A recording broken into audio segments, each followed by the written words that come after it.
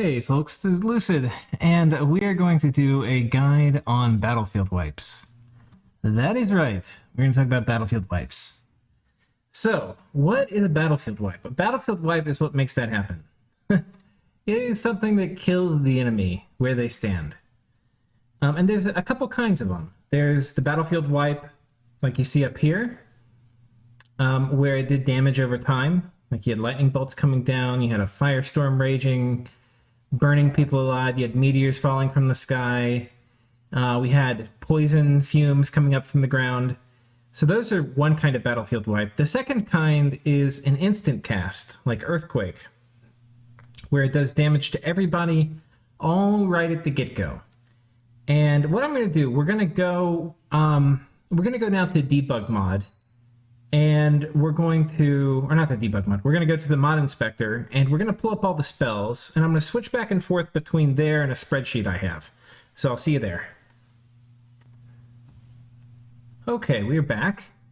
And yeah, we've got our mod inspector pulled up, and I pulled up here, I think, what is all the battlefield wipes. And there's a few variety. We're going to go and talk about each of them and the things they can do. And I'm going to try to get into some of the details about how these work and how to use them well. We're going to be flipping back between this and a spreadsheet I have. Before we get going further, I do want to show you. You can look up here. You can see the web address. I may put this in the description. This is a link to the IlWiki site, which has a lot of really interesting details about exactly how all these things are calculated. I went and updated some of this because I'd done some calculations in this spreadsheet you're going to see, and I put some of that data in here, so this is a bit easier to read. This page has things that are more than battlefield wipes. This has all the battlefield enchantments. So this is a much bigger pool, but you can see it also has the battlefield wipes, like Wrathful Skies. So,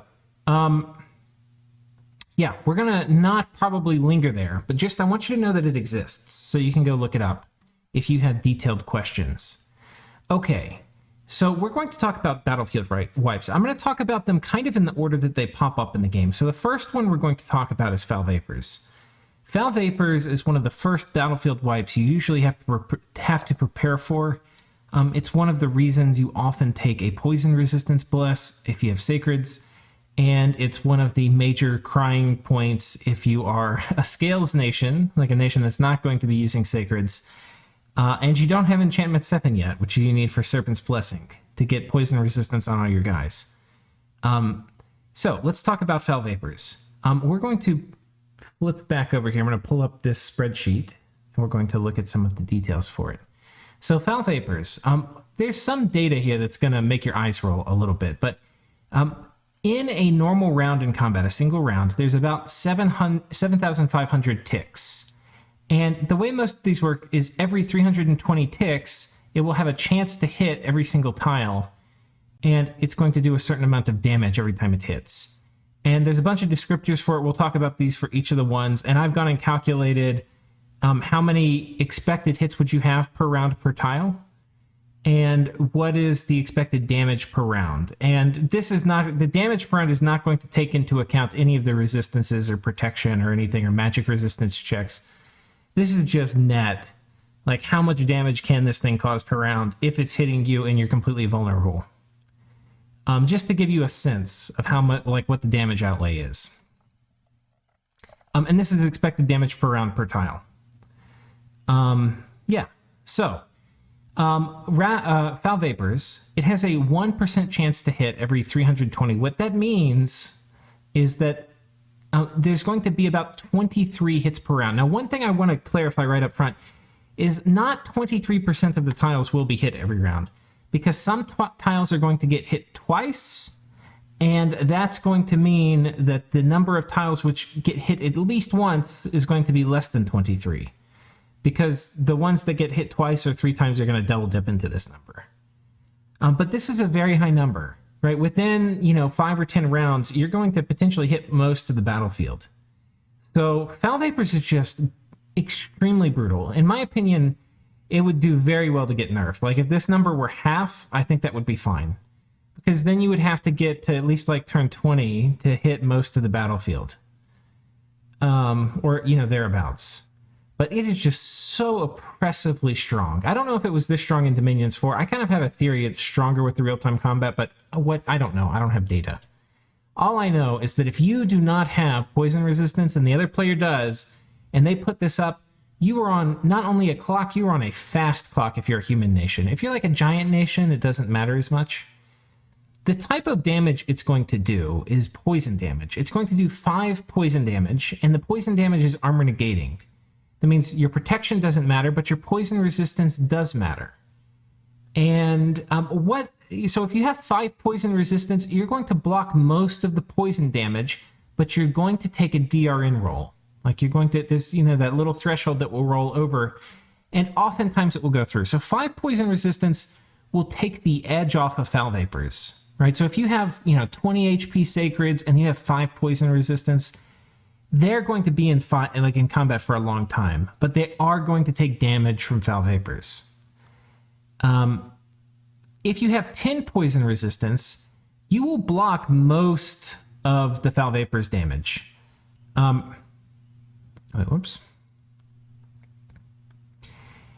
If you have 10, you'll block most of it, but you will not be immune to it.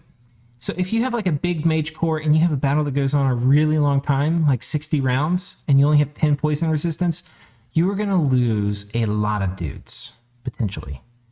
If you have regen up on them, like if it's late game foul vapors gets dropped, you have 10 poison resistance, and you have regen, you're not really going to lose many people, right? But in a very long combat, 10 is not quite enough if you're a human-sized dude. 15, you're pretty bulletproof.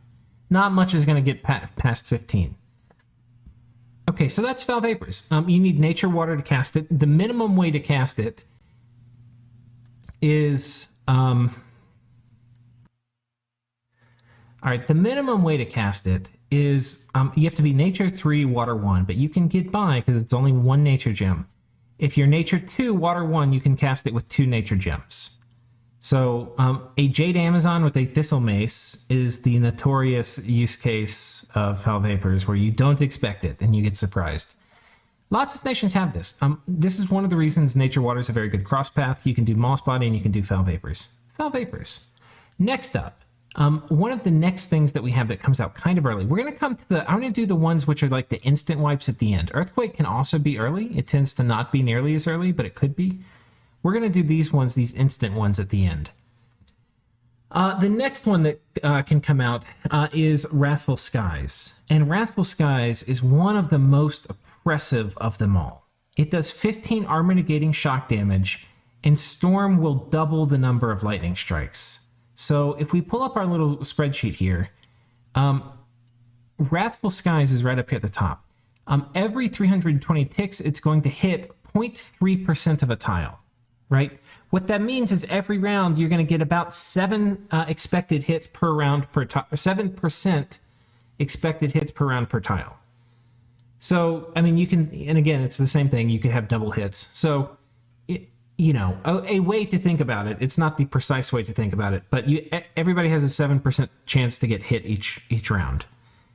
In reality, they'll get hit less frequently, but sometimes they'll get hit twice. So when I'm talking about this in the future, I'm just going to say how many times you get hit around because it's easy, but it's also incorrect. So y'all are with me. Anyway, so not very frequently are you getting hit, but this number doubles to 14% if you have Storm up, which you're usually going to want to have if you're casting Wrathful Skies.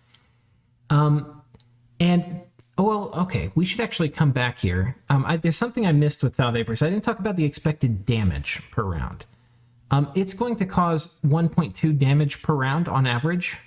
So in theory, if you have like 3% regen, you can fully tank this, right? Because you'll have more, like if you have 3 regen per turn, you'll be able to tank through this. Or even 2 regen, you probably could, but it'll be a little tight. I will not recommend doing this, especially if you get doomed. Like, and all your army is cursed, you get like 100 afflictions. Like, you'll have every single affliction on your dudes. But it is pretty funny. So anyway, that's the damage per round. So for Wrathful Skies, it's about 1.1 damage a round. The difference with Wrathful Skies, there's a few things that make Wrathful Skies special. One of the things is it's shock armor negating damage. And 15 is a lot. It's very hard to ignore the damage from Wrathful Skies because most things are not going to have 15 shock resistance, is the bottom line. And if you don't have 15 shock resistance, then there's armor negating damage coming through. And even if you have 15, you still get like a tiny bit of chip damage coming through. Compared to other wipes, it's not as frequent. Like, you don't have, as many hits per turn. But the hits you have are just pretty devastating compared to the other things. This is one of the hardest things to deal with if you're not prepared. And even if you're sort of prepared and the other person's very prepared, it's really painful. There are some ways to deal with it. I mean, the first thing is you can put up like Ground Army or Thunderfend, and that's going to give you 5 shock resistance. But that's only going to take like a little bit of the edge off. If you still have human dudes, that 5 shock resistance may not even matter much because they may still die in one hit. If you have really big beefy dudes, it is possible to regen through it. But the expected damage per round is not going to come in a nice orderly 1 damage tick a round. It's going to come in big honking 15 damage ticks. And if you get unlucky and you get hit a couple times back to back, you're dead. The other way to one of the other spells that's pretty good against Wrathful Skies is Will of Fates, or any kind of luck spell. Luck will significantly increase your chances of living, especially if you combine it with shock resistance and you combine it with a bit of regen. Because if you get chipped down, but it doesn't quite kill you, you can regen back up. And every time you take a life-threatening hit, which won't be that often, because these things, you don't get hit by a lightning bolt super duper often. Every time you take a life-threatening hit, you have a 3/4 chance to survive. So luck is another way to deal with this. And, Twist Fate technically could help some too. But, this is a very oppressive spell. To cast it, you need to be Air 4, right? So, technically, you could be Air 3, and then in a storm you cast Air Power, summon Air Power, and then you cast it you'll have to put 3 gems in it if you're effectively Air 4 in combat. One thing that will often happen is you'll have one mage, if you're like an Air Nation, you'll have one mage put up Storm, the other one cast Storm Power, and then put up Wrathful Skies afterwards. And I forget exactly how the casting times line up, but I think that works. It may be you have to have some other kind of small delay or something, but that's one way you'll often see Wrathful Skies go up. Anyway, extremely oppressive spell for the unprepared. Though it does kill things, while it kills things decisively in a way, because it hits hard, it kills things rather slowly. Like if we go back and we look at this spreadsheet, the damage output is not really that high. It's not really that high, and it's going to overkill. I mean, it's going to be like 2.2, so it's sort of high, but it's going to overkill a lot of things. So if you have like a 10 HP guy that gets hit and killed, some of this, the effective damage is going to be lower if you're like a human mage or something. Anyway, the reason I mention that is one of the other ways to deal with Wrathful Skies is and it's one of the ways to deal with all of these top level battlefield wipes, is have the battle end quickly. In 10 rounds of Wrathful Skies, you're probably not going to lose most of your army, right? You'll actually, oftentimes I feel like you lose more in 10 rounds of Foul Vapors than you'll lose in 10 rounds of Wrathful Skies. We can actually check that. So 7% per round. Okay, now you're going to lose a lot of your army in 10 turns, okay? Especially when this is double dose Storm, 14%. Yeah, it's going to be bad. You don't want to go 10 rounds. But all that said, it still remains the same. You want to end combat quickly. So things like mass flight, if you can get that, or you have flying units, you can get there before Storm goes up. Or you have huge nukes, or you're summoning a ton of air elementals, or different things to make the combat end quickly is one of the best ways to deal with this. Because it's very hard to tank. You can't even just have the right spells researched and tank it. But Will of Fates plus Thunderfend is probably your best bet. All right. Next up, we have Rain of Stones. And Rain of Stones is a pretty weak spell. It used to be in Dominions 4 that this was instant. It was like Earthquake, but it was actually overpowered. So they got rid of that. And now it's a battlefield wipe. what it does is it does 5 blunt damage, and it's non-magical blunt damage, and it's not AoE. So if it hits a tile, it's actually going to kind of have less damage output than I'm showing here, because if it hits a tile, it's only going to hit one person on the tile, not the whole tile. That's my understanding. Some of this I'm being told by people who are smarter than me. But yeah, it hits 1% every 300 ticks, which means every round you're going to have 23% of your stuff hit. Same thing as Foul Vapors. Because it's blunt and it's normal damage, it can get a shield check, and it's going to go through your arm. You know, it's going to have a protection check against your armor. I don't actually remember if there's... I think it's a projectile, so your defense doesn't come into play, but your shield does. And I believe Arrowfend helps with this also, though I could be mistaken, and I probably should have checked before I started talking about it. But anyways, Rain of Stones, it's kind of not very good. The thing it's actually good at is if you have like a communion, like a human communion or something, and they're going to be attacking you, and they don't have any protection buffs on them. You know, they have big, scary units in the front and soft mages in the back. This will kill them pretty damn efficiently. Like, it will kill them faster than Foul Vapors, because while Foul Vapors may do, you know, a similar amount of damage, it's going to do it over a longer period of time, because even once you get hit with the poison damage doesn't all go straight to your HP at once. You know, it ticks down one poison tick at a time. So Rain of Stones does have a decent use case. If you're going evocation kind of early before things like mass protection and stuff are going to be out, you can use it to hit really soft like archer stacks or mage stacks. But really it has to be like unarmored human mages. I mean, it will still do stuff against all unarmored mages, but you're not going to be killing them nearly as quickly.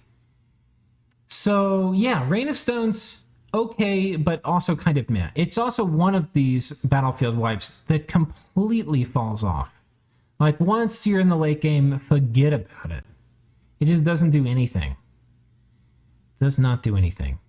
Next up. Okay, so we've talked Foul Vapors, we've talked Rain of Stones, we've talked Wrathful Skies. I think we're going to go do Firestorm next. And then we'll go make our way... Or we'll do Acid Storm next, then we'll do Firestorm. So, Acid Storm. Acid Storm is really interesting. It's pretty hard to cast. There's not a lot of high water fire paths, like high water fire path mages in the game. There's not a lot of them. This is one of the only ones that in the game doesn't have a tooltip, so hopefully they add this in one of the patches coming up. But it's 4 armor-piercing acid damage. You may say, Lucid, what is acid damage? That's not one of the schools of magic. There's no acid school or acid path. Well, you're right, there's not. It is a damage type, like fire and like shock, that doesn't have resistances to it. You can't have acid resistance. Not that I know of. But it's a damage type just like it.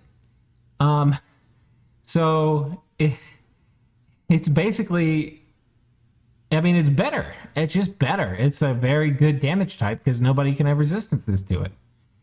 And this does 4 armor-piercing acid damage. Now, what that means is you're going to have... It's basically going to be a check against your protection. So if you're like 10 protection, right, it's going to... Because it's AP, it's going to treat your 10 protection like it was 5, and then you're going to have a 4 versus 5 roll. Well... You know, that can kill stuff. Like, you can get a good DRN roll and it can kill stuff. The other thing it can do, and let's see if it tells us the details here, because I actually kind of forget. Acid Storm, where are you, my friend? Here we go.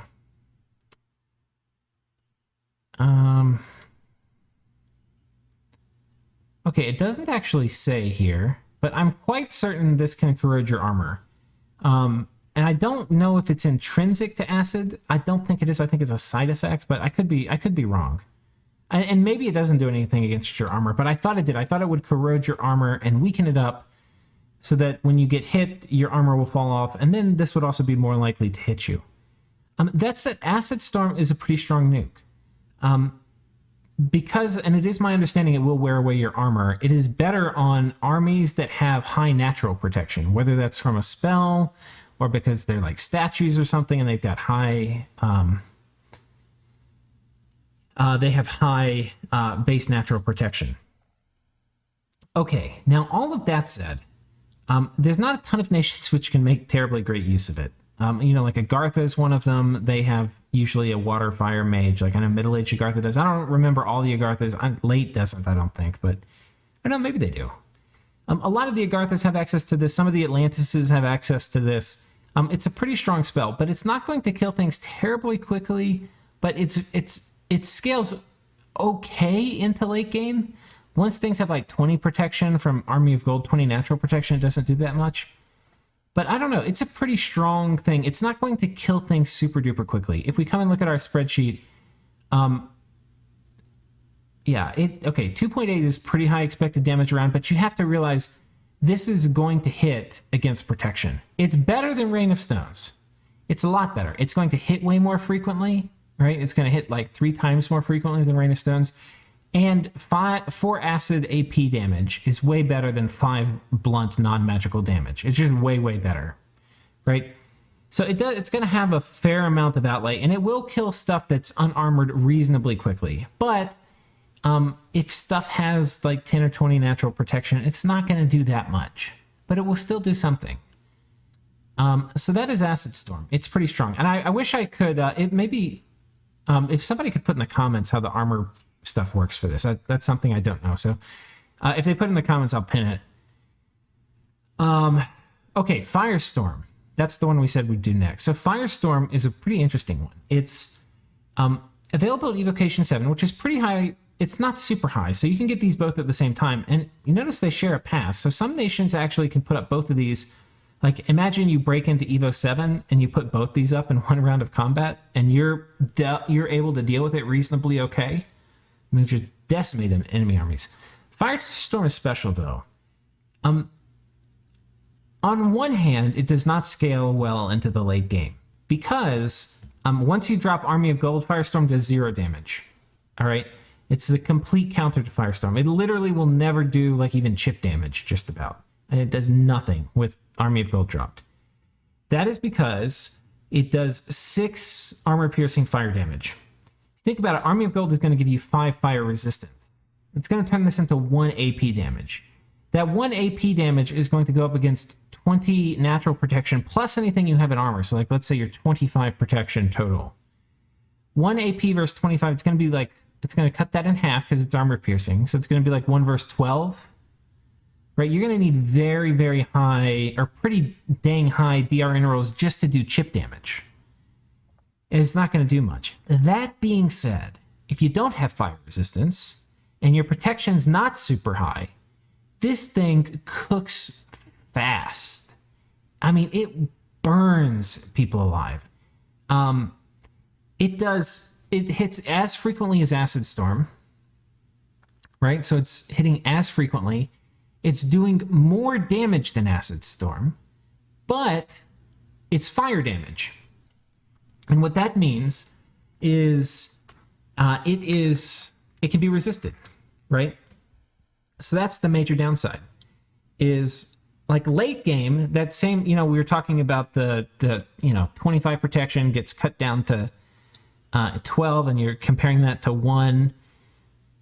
Well, for Acid Storm, this would be 4 versus 12, so it's a much easier roll to make to do chip damage, even in the late game. Firestorm, it's a significantly harder roll. But if you don't have protection, like if you're just a normal human mage or something, if you don't have protection, every single round it's going to hit 70% of almost 70% of the battlefield. Again, the comment, not actually 70, some people get hit twice, but it's going to hit 70% of the battle, and it's going to do a boatload of damage. This is going to kill stuff significantly faster, and it's going to overkill less. It's going to kill stuff significantly faster than Wrathful Skies. When Firestorm comes up and you are not ready for it, you get cooked alive. I mean, it is brutal. It is completely brutal. That being said, it falls off a cliff in the late game, right? So anyway, it's kind of cool. It's kind of cool. There's a weird kind of metagame thing, too, with Wrathful Skies and Firestorm, because in the late game, like if people are worried about you putting up Firestorm, they do Army of Gold. That gives them a shock weakness. Then you hit them with the Wrathful Skies, right? But if you want to have a protection buff and you know Wrathful Skies is going to be coming out, you're like, okay, well, I don't want to put up Army of Gold because Wrathful Skies is coming down. I'm going to put up Mass Protection. Then you can hit them with the Firestorm. So there's a little rock, paper, scissors thing going on here where you have to guess which one of these is coming up, or, you know, may not be a guess, you may know. Anyway, that's Firestorm. To cast it, well, we didn't talk about this one. This one, you actually have to be Water 4. You can't be Water 3, because if you're Water 3, you can only put 3 gems into it, and that doesn't give you enough to path boost up. So this one, you actually have to be Water 4 natively. I mean, you could get with item boosters and stuff, but you're not going to be able to cheat on gems. So anyway, this one's very hard to cast too. Firestorm, pretty hard to cast. You need to be, like, if you think about it, you really only need to be Fire 3 as a base mage. Then you do Fire or Phoenix Power. That gets you up to 4. And then you can put 4 gems in it to cast it. What I will say is if Rain is up and you try to cast Firestorm and you're a 3-path mage only putting, you know, and then Phoenix Powered and then only putting 4 gems into it because that's all you can, it may not cast. And the reason is because with Rain up, the fatigue cost goes up to 600. And some of my math may be slightly wrong because I'm not exactly sure how some of the intricacies of the calculation work. I just know the sound it makes when it's supposed to go click and then it doesn't. So especially if you're in Drain Scales and Rain goes up and you try to cast this with like a normal human mage, the AI will not cast it. It will say, we will literally blow ourselves up with the fatigue cost because it's going to go over your fatigue amount. It's going to knock you out. It's going to do enough HP damage to kill you. And the AI is smart enough to say, let's not do that. Because if it did it, it would come down anyway. Now, sometimes it will do this when it might not should.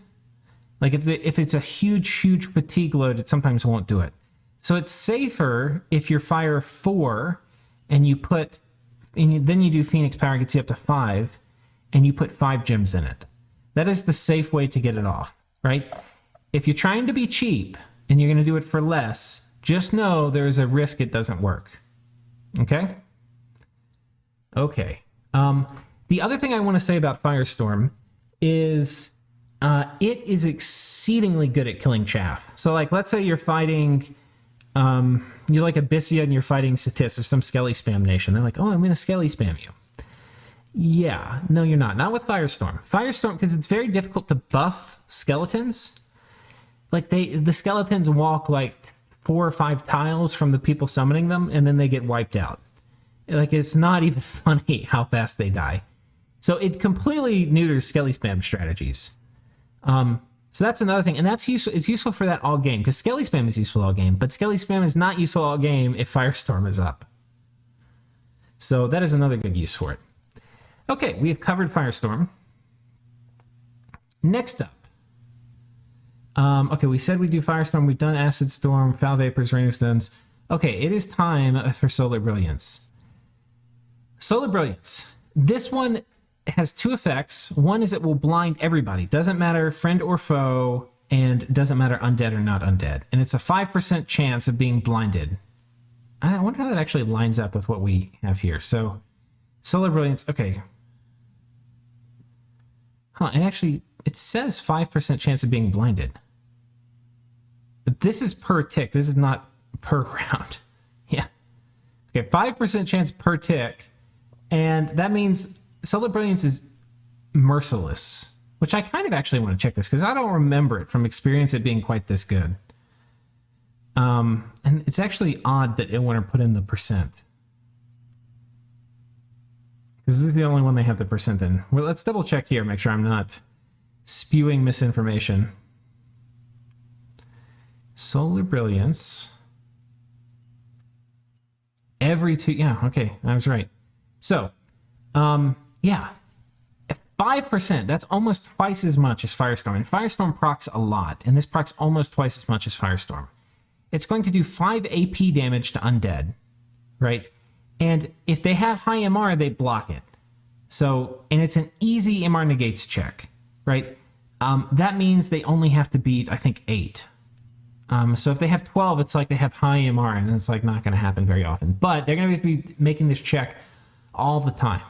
This also, so if it's summoned undead, they can do anti-magic on it, and it will help a lot with blocking Solar Brilliance. If it's not summoned undead, if it's like Skelly spam, this also will mostly keep it from getting very far away from the caster. In addition, you also have an easy to negate blind check, and this applies to undead and to non-undead. And if you fail it, you get blinded. So that is the cost of putting this up. Solar Brilliance also has some other interesting things that it does. If you have Sun All, it is going to increase your all by 2, apparently. And it's also going to get rid of darkness. So if somebody puts up darkness, Solar Brilliance will override it, which is funny because you also are going to get the blinding damage. I think that works. It would be interesting. It would be cool if Solar Brilliance didn't cause you to get blinded if darkness was also up, because it's just kind of like replacing the sun. I don't think it works that way, but it would be cool if it did. Anyway, yeah, Solar Brilliance is very good. The thing is, darkness can also be really oppressive. And one of the mistakes I've made plenty of times in games is darkness is coming out, and I don't want to put up Solar Brilliance to counteract darkness because I don't really want to blind my own shit, and I don't really need it against undead, right? So I'm like, I don't really want to blind my own stuff. I'll win the army normally, and then I end up losing. So if you think darkness is going to be coming out, this is a really good spell to have in your pocket. That being said, I also want to point out this is the highest. Now there's an MR check involved, so the actual damage coming out is going to be significantly less than this. But it's going to hit super duper frequently and for a reasonably large amount of damage. And it's AP damage. Only on undead, right? So versus undead, this is a very, very effective battlefield wipe. Okay, that's Solar Brilliance. Next up, we have Astral Tempest. Astral Tempest is pretty interesting. So okay, we need to talk about how to cast Solar Brilliance. Solar Brilliance, you can be Astral 3, you do Power of the Sphere, so it gets you up to Astral 4. Then you can spend 4 gems and you can cast it. Same thing, but not as bad as Firestorm because you don't have to worry about rain, but probably better if you're Astral 4 to start with and you get up to 5 and you put 5 gems in it. Right, that way you're not going to, especially if you're in Drain Scales. If you're in Magic Scales, probably not as bad. Drain Scales, think about getting all the way up to Astral 5. Don't be cheap. Astral Tempest. Basically, very similar casting requirements to Solar Brilliance. 1 less gem and 100 less fatigue to cast. And what it is going to do is it is going to Astral Tempest. 2% of the battlefield every one of these 320 ticks. What that's going to mean is you have about a 50% chance to get hit every round by 1 armor negating magic damage. And you may say, oh, that's really tiny. You also get that DRN roll. And it's MR negates, but it's not an easy MR negates, it's a normal MR negates, which means it's verse like 11 or 12 or whatever it is. So, yeah, it's going to actually do not much damage compared to the other wipes, but, well, like once anti-magic and stuff starts coming out, if you have anti-magic on high quality troops, like troops that have pretty high MR, this is not going to be super effective. Right? But if your troops don't have great MR, by the time you have Astral Tempest up, people are going to be putting up anti-magic. But if you don't have great MR, even if you have anti-magic up, there's still going to be a reasonably large amount of damage coming through. And this can kill armies, but it's not going to kill them quickly. The way to think about it is it's going to kill them reasonably slowly, but it's harder to fully resist. It's significantly harder to fully resist. There's another component to Astral Tempest, which I believe it's the same proc rate, but it does interrupt damage to mages that are not mindless, or I think it's basically not mindless, but there may be some other disqualifying criteria that will prevent you from having to do the interrupt chance. But yeah, it will potentially interrupt mages, so you can mess up people's script by getting an early Astral Tempest off, which is kind of interesting. Especially if you can get it off really, really fast, like if you have an innate caster or something like that. You get it off really fast, you get your own anti-magic off really fast, you have a much higher likelihood to get through your script than the enemy does to get through theirs, because they might not have off anti-magic while they're trying to do some of their important checks. That being said, they have to also get hit. So there's a decent chance the mage you wanted to disrupt or interrupt, they'd have to get hit by this. And I don't know if there's another check where they have to pass an MR check, but there's a whole interrupt check they have to fail too once they take the interrupt damage. So anyway, this can disrupt spellcasting, but I would say it's not like oppressive from having used it. Perhaps I'm wrong, but every time I've used it or have had it used, I've seen it interrupt mages, but it's not oppressive. Most of the time they'll be getting through their script. So that's Astral Tempest. You can do this on golems. Whoops. You can do this on golems, and yeah, that's one of the ways you often see it. If you have armies of mindless things, they're going to be immune to it. This doesn't affect mindless stuff. So that's another way to use it, like skeletons are mindless. There's a few different kinds of things which are mindless. So anyway, if you're using this with mindless stuff, they're immune to it. It's one of the other use cases. Golems are mindless. Okay, that's that. Astral Tempest. Next up, let's do Soul Drain next. Soul Drain. All right. Continuously targets the battlefield with 2 armor negating MR negates damage. It's a Soul Drain. 3%, so high, like Firestorm levels of proccing, right? 70% of the battlefield on average will get hit a turn. The damage is 2 armor negating damage, and it's lifesteal, which means it's going to heal your fatigue and heal the health of the caster. A big, beefy super combatant caster who casts this and is jumping into a big army is going to have infinite fatigue regeneration, and it's going to have a lot of health regen from it. So this is very powerful as a sustain. It's like a battlefield-wide soul vortex. It's going to be doing 2 armor negating damage, which is going to have to pass a normal MR check. But you can see it hits a pretty good percentage of the battlefield every turn. This is pretty strong, but it's not going to kill things terribly quickly. And while this number 1.4 may look pretty high, by the time you're going to be using this, the enemy army you're going to be hitting is going to be having anti-magic up. And especially if they have decent troops, you're not going to be getting a ton of procs. So if you have other battlefield wipes that you can do that they're not vulnerable against, it's going to be doing... I guess it does more damage when you look at it just straight up. Is probably going to do more damage than Astral Tempest. Right, but Astral Tempest kills things really slowly. Soul Drain kills things faster than Astral Tempest, but not that fast at all, right? Especially if it's like medium HP units with good MR and they get anti-magic up. It's not going to kill things super quickly, but over the course of a very long battle, it will kill things. And it's going to make the caster very difficult to kill. There's not many chassis in the game that can cast this. Like, a lot of times you could put it up, and this will target friendlies too. So you have to be, almost all these do, if I haven't mentioned it. But, like if you put this up, like you have a big mage ball communion or something, and you put up Soul Drain on one of your weak little human mages, like it's very likely he's going to kill all his buddies, right? It's like a battlefield-wide soul vortex. So Soul Drain, a lot of times, the way I see it, is you probably want it mostly on your big casters, and you may want to put it if you have a sustain advantage over your enemy, or you have a lot better MR than your enemy. And then you can put it up. That's how I see it. The things I should have noted earlier that I haven't is these ones that have MR checks, you do benefit from pin gear. So if you put high pin gear on this or on this, you can significantly increase, or on Astral Tempest, you can significantly increase the damage outlay. Pretty sure about that. Not 100%.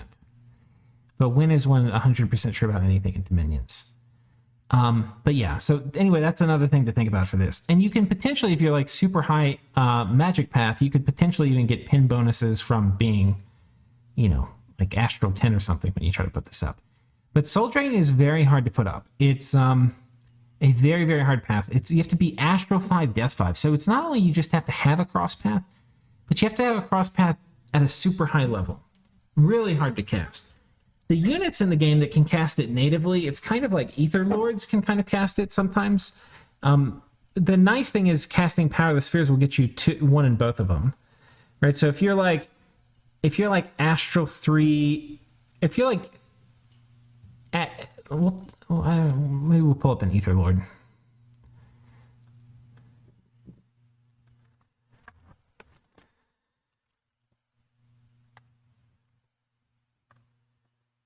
Okay, so you get this guy. So let's say he rolled Astral 3, Death 3, right? You could put a hat on him, like a Starshine Skullcap and a Skull Staff, and he could cast it, right?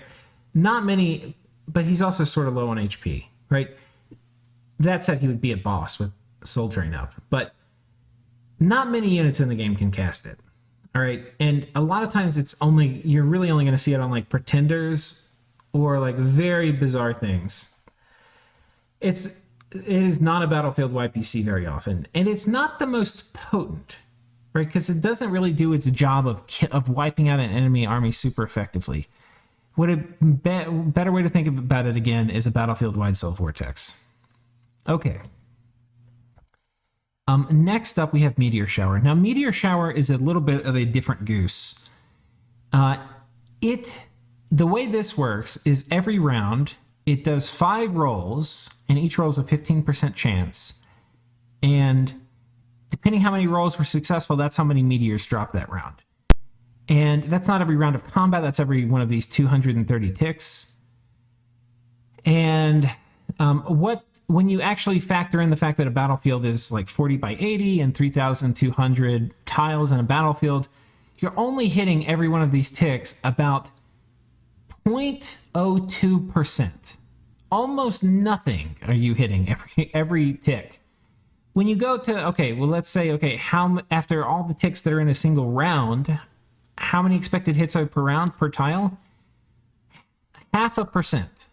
Okay, guys, 0.5%. You're barely going to be hitting anything. But when you do hit them, you hit them for 150 magic blunt damage. All right? So is this going to kill an enemy army quickly? Oh, God, no.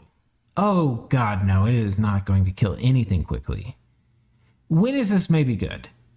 You know, like, this could be a bonus if you're going to have Will of Fates and the enemy won't. Because it's just going to delete random stuff, but it's going to delete 4 times as much of their stuff as it will yours. That's an option to put it up. But it's not going to kill a ton. And you would probably only want to do it in a tight battle, because ideally, you know, I mean, it's not how it's always going to be, but ideally, you wouldn't be taking fights where you're willing to lose, like where you're willing to do this like huge trade. You know, it's basically like taking your crossbow squad and firing it into your own army. Now, these other things you can set your army up to be mostly resistant to when you cast it. Meteor Shower, you just, you know, rub on your little rabbit foot you have hanging around your neck and hope you don't get tagged. You could have some very ridiculous strategies around like Mass Twist Fate and Meteor Shower, but almost nothing is going to survive a hit from this in terms of like a normal troop. If you have slash resistance or blunt, like if you have fortitude, you could like theoretically think about surviving because there'll only be 75 damage. But and then you subtract protection, so like maybe it's 60 damage. But there's very few units that have over 60 HP that, anyway. So basically it's going to delete a tile. So its damage outlay is actually rather low, but you can't really dodge this. You're going to have to pay the tax. The only way you can kind of dodge it is with Will of Fates. So that's Meteor Shower. Let's talk about how to cast it. To cast it, you need to be Earth 5, Astral 4. Now, you can... actually, one thing I do not know is I don't know how putting an extra gem in affects the cross path. I don't know if it also affects that. I assume it might. I don't know. If I were casting it, I would probably be Earth 4, Astral 4, and then I would cast Earth Power. It may work if you're also Earth 4, Astral 3, and then you do Earth Power. No, I don't think it would. But you know, these paths are actually kind of interesting because you can do, first of all, these paths you can have in a communion, like because it's Astral, you're always going to have a communion around. You can also do Power of the Spheres and summon Earth Power. So in theory, you could be Earth 3, Astral 3 and pull this off. Right? Earth 3, Astral 3, Power of the Spheres, you go up to 4s, and then Earth Power, you go up to 5. I don't know if you need to be 5 Earth or 4 Earth to cast it, so maybe even like an Earth 2, Astral 3 could cast it. Anyway, that's Meteor Shower for you. Okay, next up, we have... I'm going to go ahead and get rid of all these. Next up, we have the instant battlefield wipes. Okay, and there's not that many of them. We have Wind of Death, and this is sort of instant. We have Bone Grinding and Earthquake, which are instant. So, Earthquake, we're going to talk about first, because you get this first. This, you can have Earthquake reasonably early. It's interesting because it's defense negates, hard to hit ethereal because it's normal damage, it's not magic damage, and no effect on flyers or floaters. So if things are flying, they dodge it. There's interesting ways to cast this. One way to cast this is you are flying and the enemy is not, and you can just drop this and you won't hit your own armies, right? That can be because you cast Mass Flight, or it can be because you're natively flying. A nation that can do that is like Zabalba. Zabalba can do mass earthquakes, and they won't hit their own dudes, which is kind of cool. Depends what nations you're fighting. Like in my Zabalba game, we were fighting Hinnom and Niflheim. They don't really care very much about Earthquake, for reasons we'll talk about in a minute. The other thing that you can do is, if you're really high defense, it's probably not going to hit you. And it's also normal damage. So if you have better protection, you're going to do better. It does more damage in caves. It's only going to hit 10% of the battlefield, but it'll hit it for an additional 20. So it'll go through protection and stuff. So in caves, just know it's going to do more. And this part is not negated if you're flying. So casting it in caves, you can actually nuke your flyers. So careful about that. The other thing, because it's defense negates, this spell does very well when units are fatigued out. Who might be fatigued out? A mage might be fatigued out. When? After they've run through their script on turn 5. So sometimes what you'll see is Earthquake going up at the end of the script. At the end of the script, the mages will all be tired, and then Earthquake will come, and they'll all fail the defense negates check. And the mages tend to not have a lot of armor, and this is doing armor-piercing damage. And it's going to just kill, like, absolutely wreck them. Absolutely wreck mages at the end. The problem with doing it at the end is if you're like a Gartha and you're running at somebody, they're going to know that, hey, this idiot is going to cast Earthquake at me. So they will probably try to cast, if they're smart, they'll try to cast buffs on their mages, like Mist Form, which is really good against it, or Body Ethereal and Luck, which is going to help them a lot against it, or even Twist Fate. Any of these buffs, they can spam out the first couple rounds of combat, and then Earthquake comes out at the end, and okay, they're a little tired, but they're basically immune to Earthquake. But what is Earthquake good against? It is good against non-flyers that don't have a ton of protection and not super duper high defense. The other thing that's really interesting with Earthquake is you can stack it with Darkness. So if you put Darkness up, if people and they don't have Dark Vision, they're going to take a -6 defense penalty, and then that's going to mean like Earthquake's going to hit almost every time. So Darkness plus a few Earthquakes can completely obliterate a human army. It's pretty cool. I think those are the main interactions. So with Earthquake, you have to think about flying, not flying. You have to think about defense. You can debuff defense with things like anything that debuffs defense. Like maybe I think Quagmire might debuff defense a little bit. Anything that debuffs defense will help Earthquake. So you think about defense, debuffing it. Protection is the other thing you think about. Like if you have mass protection and you put out Earthquake and the enemy doesn't, you may be able to knock them out. And the other strategy for Earthquake, one is to wait to turn 5. The other is to do it like immediately turn 1 before a lot of buffs can come out. So that's another way to do it. Earthquake, pretty strong. The nations that can do it well are going to be nations that can do it like while flying, which Calum can kind of do if they have like Earth Boots and a Bloodstone.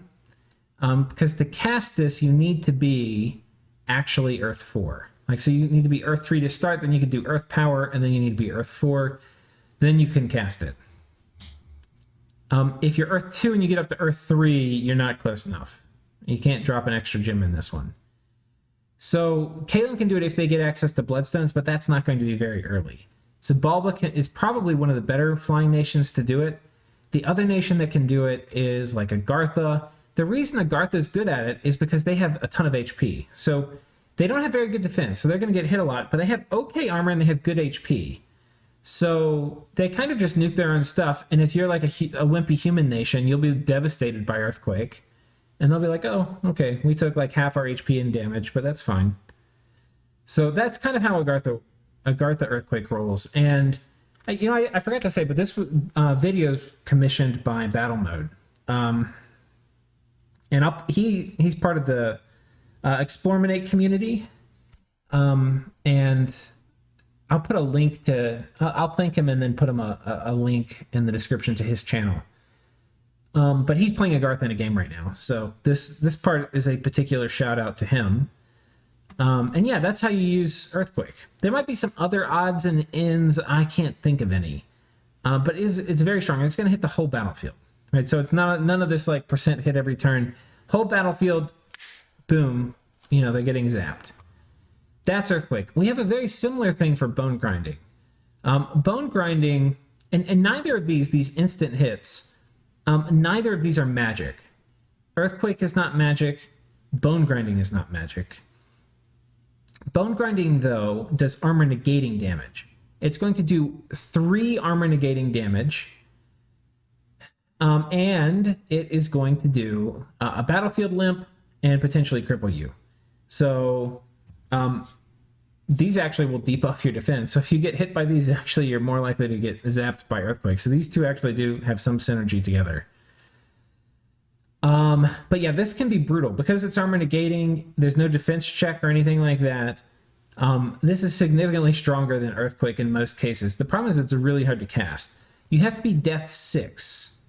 And then you could put 2 gems in it to cast it, which is often how you'll see it done. Death 6 is really hard to get. The easiest way to get it is to get a Lich, which is Death 4, and do a Skull Face and a Skull Staff on them. And then they can cast this with 2 Death Gems, not 1. But that, I mean, that's not really, that's expensive. That's like 100 Death Gems to have one guy who can cast this. Yeah. And if you put more Death Gems on like a Death 5, it'll say you can cast it, but it's lying to you. You can't. You need to be Death 6 with at least 2 Death Gems. So, yeah. Okay, how does this work? 3 armor negating damage, but non-magical. So things like Mist Form are going to block it. Things like Ethereal are going to block it. Yeah, but things like Invulnerability, which are going to do a protection block against non-magical damage, are not going to block it because this is armor negating damage. So the main ways to counter Bone Grinding are things like Fog Warriors. That's the main one. Will of Fates will, of course, help some, but a lot of times Bone Grinding gets spammed. Like, if you're going to do it, you probably want to do it like 3 or 4 times. And that will kill a whole army, potentially, that's not set up for it.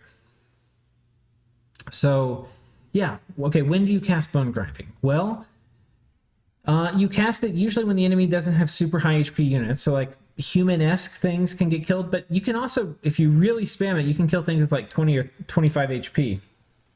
You're not really going to kill, like, giant armies with Bone Grinding, though. And, of course, it's going to hit your own troops. So if you're doing it as part of combat, you probably want to have Fog Warriors off. And again, the other thing that you can do is like Luck and Ethereal. Those things will also help.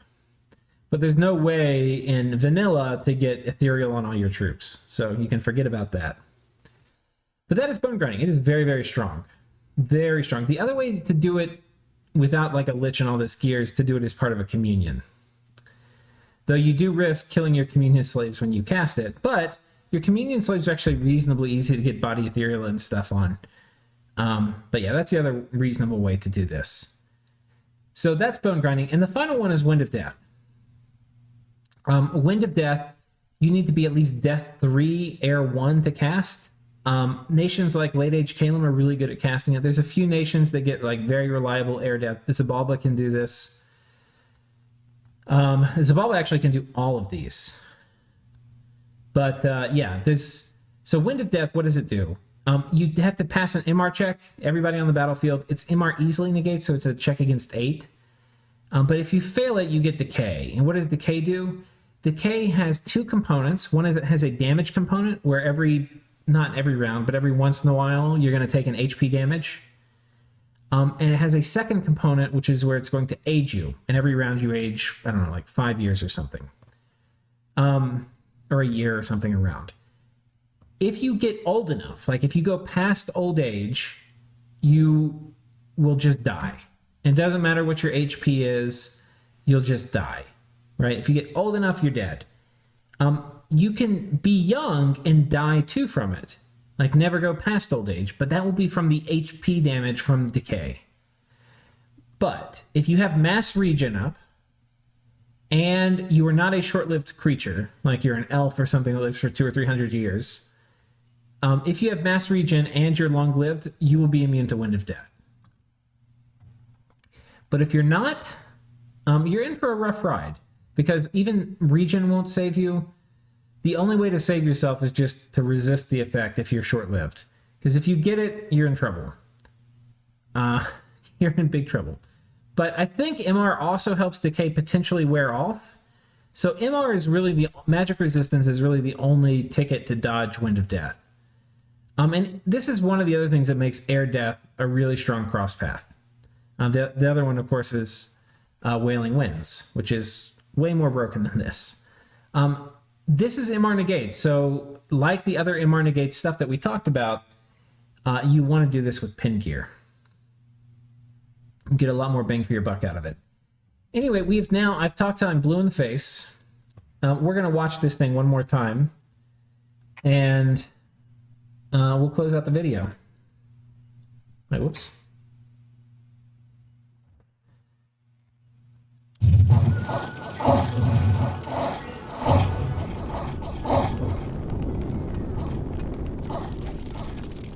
Hi, guys. That is it. I will see you next time. Thank you all, and thank you to Battle Mode for sponsoring this. Hope you learned something. Take care. Okay, I know I said thank you and all, but I forgot. I had asked on my Discord what were all the spells to see if I was missing any, and I, of course, missed one, Bloodletting. So Bloodletting is, you have to be blood 4 to cast it. You can't get away being cheaper. It's a crap ton of fatigue cost. So often you want to do it as like part of a communion, maybe. Problem with doing it as part of a communion is you may blow your own communion up. It does drain life 1 damage. It's armor negating, and it is magical. So unlike bone grinding, which is it's also armor negating, but bone grinding is not magical. This is magical damage. This is. And what that means is you can potentially pop Fog Warriors and stuff with this.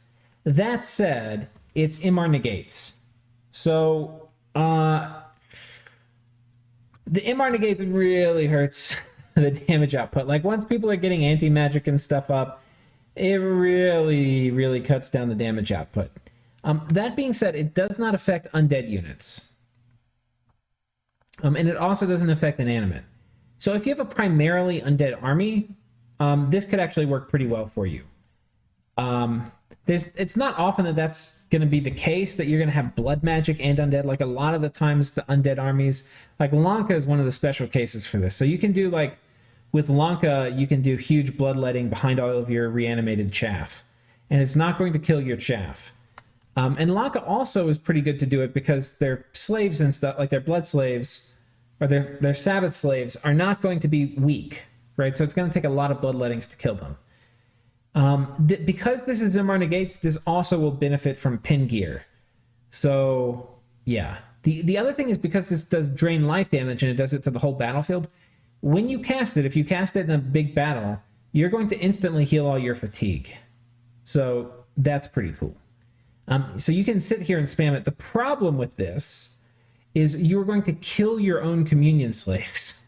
So imagine you have this whole thing, like you have this all planned out, and you're like, I'm going to do a bajillion bloodlettings, right?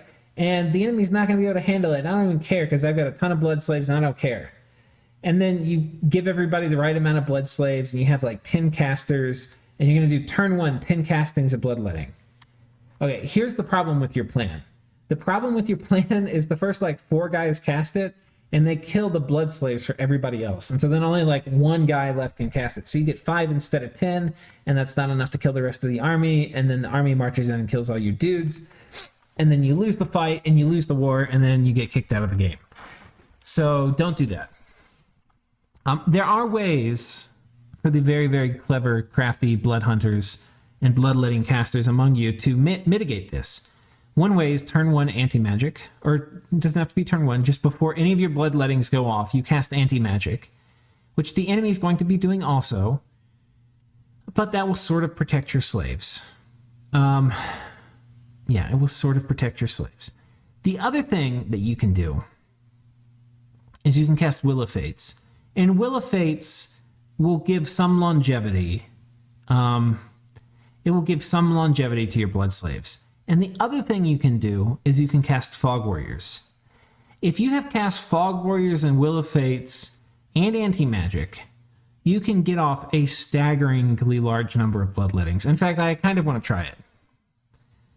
We've got this. Okay, come back here. Okay, guys.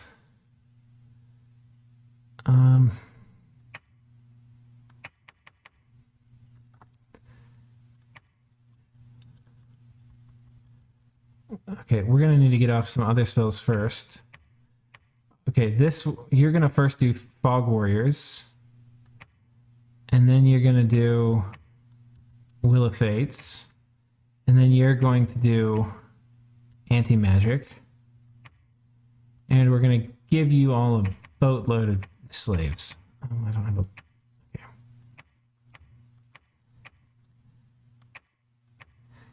We'll just see how this works, guys.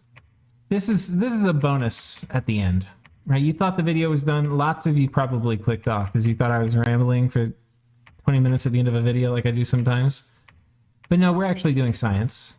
So a lot of people have missed the science. You're here for it. You've stayed. I think this is all the stuff I talked about. All right, let's hit this.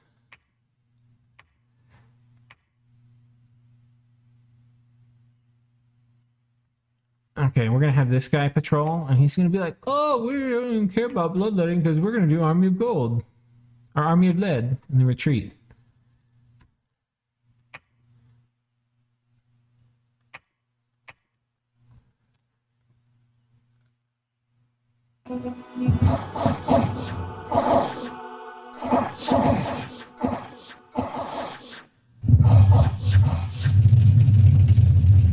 Okay, that was remarkably effective. Now, there's some things you should know. The things you should know are that these guys have like fast caster 1,000,000 because they're debug senseis. I don't even know if it says it here.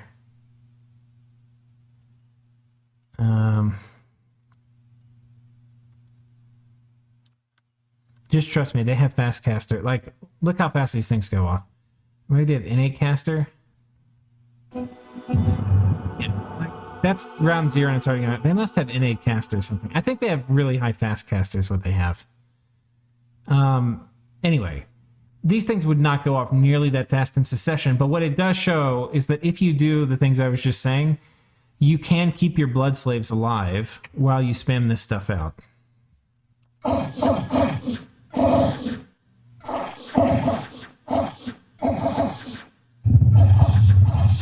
This is the kind of content we're bringing you guys. It's not just these are the spells and this is what they do. It's how you use them. All right. And if we wanted to be super duper try hard, well, we're already getting a major.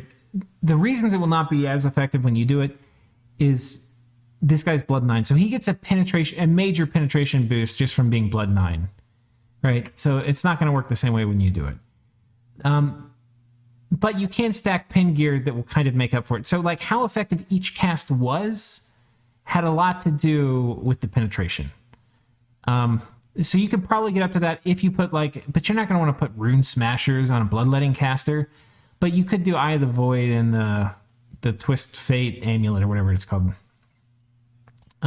Anyway, you could do those to get 3 pin, and that will help a lot.